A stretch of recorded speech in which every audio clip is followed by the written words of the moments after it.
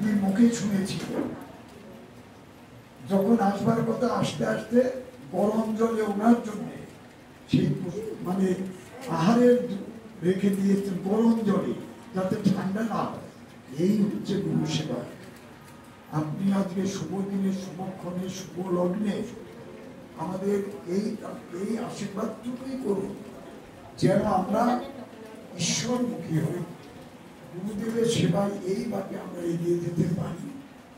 প্রত্যেকের মনে যেন গুরু সেবা থেকে মধ্যমতিও থাকে, এইটুকু প্রার্থনা। এখন বরণ করা, বরণের পর ঠাকুরের বক্তব্য আমরা শুনব।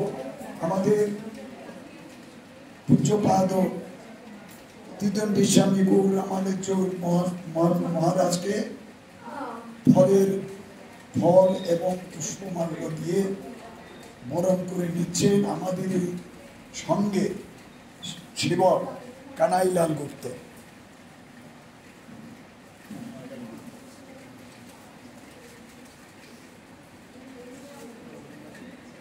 এবার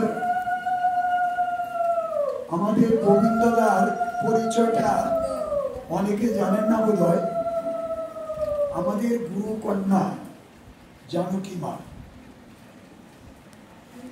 তার পুত্র এই গোবিন্দদা। আমাদের এ খুব পুরনো, আমাদের পরাঙ্কুশ সমিতি থেকে শুরু করে বর্তমান যে আমাদের ধারা চলছে, আচার নিষ্ঠা, ঠাকুরের নির্দেশ উপদেশ যেভাবে পালন চলছে, আমি পরাঙ্কুশ সমিতির মঠ ছাড়া এখন সব জায়গায় এলোমেলো হয়ে গেছে।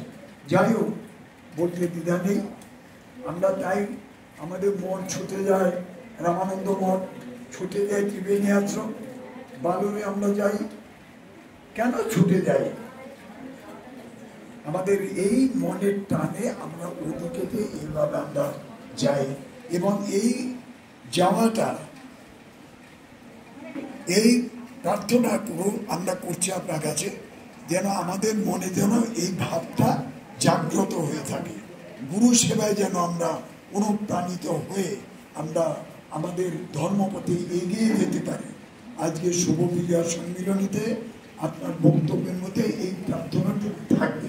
এবার সেই গোবিন্দদাকে আমরা বরণ করে নিচ্ছেন আমাদের এই মন্দিরের কোষাধীশ শ্রদ্ধেয় শ্রী সুকৃতি রায় মহাশয়।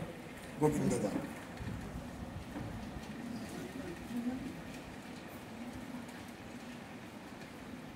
এবং ফল দিয়ে বরণ করছেন আমাদের নিরঞ্জন দা।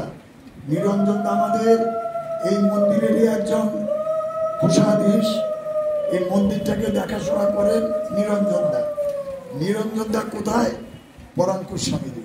ওই যে বললাম না, চতুর্দিকে ছেয়ে গেছে। আজকে মাধব সমিতির অনুষ্ঠান চলছে, বিভিন্ন জায়গায়।